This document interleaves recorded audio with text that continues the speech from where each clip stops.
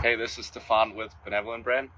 I'm here with my friend Mason, and he's another part of my family and part of this community. So I just wanted to talk to him about anything he would like to share about his background and what he's experienced, any challenges he's overcome, anything he's having challenges with at the moment, and just kind of talk about himself.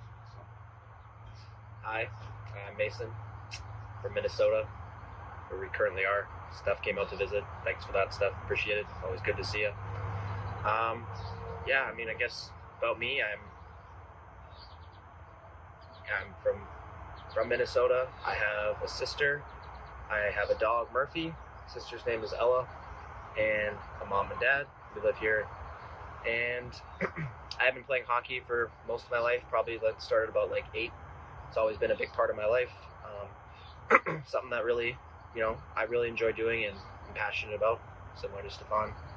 It's actually how we met in Des Moines, our senior year. We played together on the same team, goalie partners. Yeah, that was my first year away from home, and same with Mace.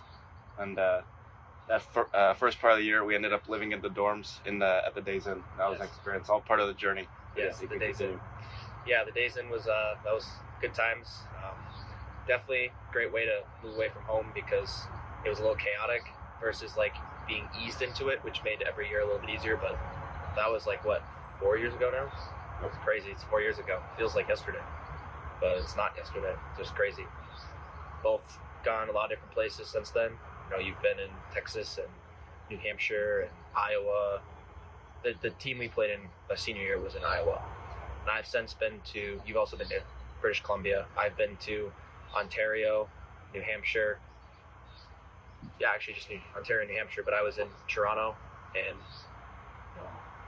another smaller town in Ontario for our junior hockey days, which we both, I wrapped mine up and had my first year of college this year, and Stefan's you're going into your first year of college, so ready for that.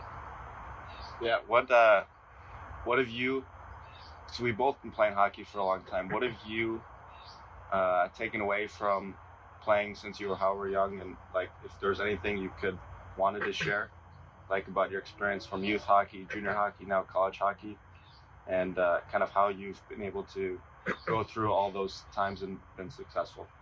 Well, appreciate you thinking I've been successful. Appreciate it. Yeah. I would say that it's very much like life. It's very unpredictable, and there's lots of challenges that go into it, right? I mean, I know not a lot of people are familiar with junior hockey, but it's pretty cutthroat, competitive. Same with even youth hockey now. It's a tough sport to get into. It's a good sport, but it's a tough sport to get into, and you need a lot of opportunities to go your way. You need to do the right things, and honestly, you just need a little bit of luck too, because everyone's good, right? So there's not just one really good guy that stands out above it. People are very comparable, so you have to do the little things to separate yourself, to give yourself the best chance. I would say for me, the biggest thing that helps is knowing that if you put everything into it, and when the games come, once you've done all the things you can do, whether it's off the ice in the gym or at the rink to prepare yourself, once you do all those things, the time, all the things that we do off the ice, the hours you put in every day, every week, every month, every year that continue, that gives you confidence to be like, you know what? I know that I can do this. So when you go in and have your opportunity, because again, hockey's kind of you get an opportunity, you got to make the most of it. You have to take advantage of the opportunities, and being able to go into a game, but then completely just play free and just have fun and be like, yeah, I'm happy to be here, having fun. And I feel like that's when, for me personally, I play my best, is when I'm just having a good time. I feel like if you could see me under my helmet and during games, my best games, I'm usually smiling under there, having a good time, enjoying myself. I feel like you're pretty similar. And I know it's not always easy to do that because, there's pressure and, you never know, it's hard, right? I know in juniors, people get traded and you go different places and you're like, oh, wow, here I am kind of thing. But I've just learned and have gotten, I feel like, pretty successful at being able to have fun. But one way that I'm able to do that as well, actually, is my faith in God. I know that God has a plan for me. I know that whatever happens in life, I know that God has my back, and I know that I will control everything that I can control to give myself the best opportunity to be successful. But I know when I do that, at the end of the day, it's in God's hands, and that just gives me the freedom to go out and have fun, and just be like, oh, God's got me. I'm just gonna go have fun, and you do all the preparation, so you're able to just fall back on that and know God has a plan. And I feel like that gives me the best recipe for me to have success. And I feel like every year I've played, I've gotten better and better at it. When I was younger, it's hard, right? Everyone has to learn to go through that at a younger age. And as I've gotten older, I've really gotten better at just having fun and enjoying it, enjoying the practices, like enjoying the work, just enjoying all of it, making the most of it, and letting God lead.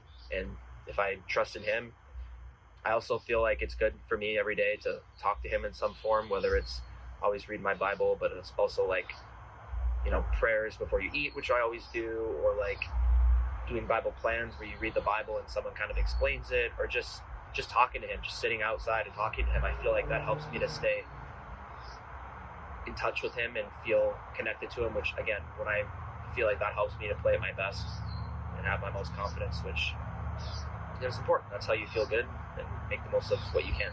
So yeah, I use it's awesome because I use it. Everyone, I would say a lot of people use now like meditation in their routines. I find that like for me, prayer is like a meditation. I would agree with that. And Mason has been awesome because he's been in my corner for many years, and I like to say I've been part in his corner. And Definitely. having a relationship with a friend like that, where you can like talk about your faith, you can talk about anything, any challenges you're dealing with, and just having someone to like reference, talk about, because I mean, right, everyone's in their different stage of their faith, everyone's in a different stage of their life, career, personal, spiritual, anything like that.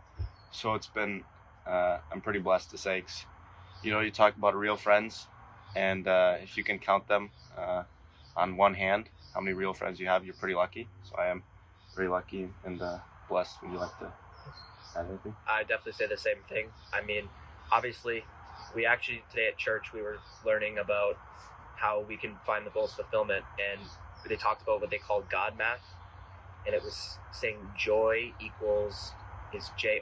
So J stands for Jesus, O stands for others, and Y stands for yourself, which is kind of the order you want to place your values and kind of how you focus. So putting Jesus first, which is right, making sure every day you're communicating with God in some form. Putting others before yourself, like for instance, like a friend like Stefan, having somebody to bank on and help them, and they help you. It's kind of a give and take with that. And then the self-care and stuff that you need to take care of yourself, because we obviously need that as well. And I feel like it can be hard to keep it in that order sometimes, and it can be easy to like put yourself first, or and everyone has moments and times. No one's perfect. It's not easy to do, but I definitely feel like when things are in that order and focused on that, you're able to have the most peace and be at your best. And I feel like that just allows us to make the most of every day in life and opportunities. And I know for myself that having a guy to talk to is great, like Stefan. You talk about games. Another thing, obviously it doesn't even have to be a friend in sports, right? But I mean, for instance, like I know I can talk to you after a game and go over the game with you. I know that if I'm like, hey, will you watch this game with me and tell me what you see? Because something happened here and I'm trying to figure out why, or I think I did this well, but I want to know what I can do better, or stuff like that. That's someone right there that I know I can text and he'll be right there and be like, yeah, let's do it.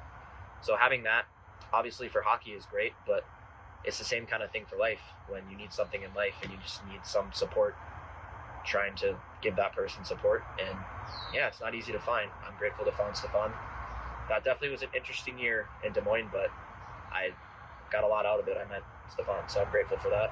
And yeah, I think if we can learn to do that, it's not always easy. Just try to get a little better at that every single day. I feel like that's how you continue to like push yourself forward in life, spiritually, physically, mentally, just everything. That's how you start moving forward, I would say. Yeah, like the little steps. And yeah, we were able to go to church, and the sermon, the homily was very, I would say very, the way he articulated and connected it figuratively with having the God math. That's also part of why I wanted to help bring up this community of like bringing just love towards God, love towards others, and building that community of goodwill with Jesus, and then others, and then yourself as well, all together. Thanks for listening, and more to come. Thank you.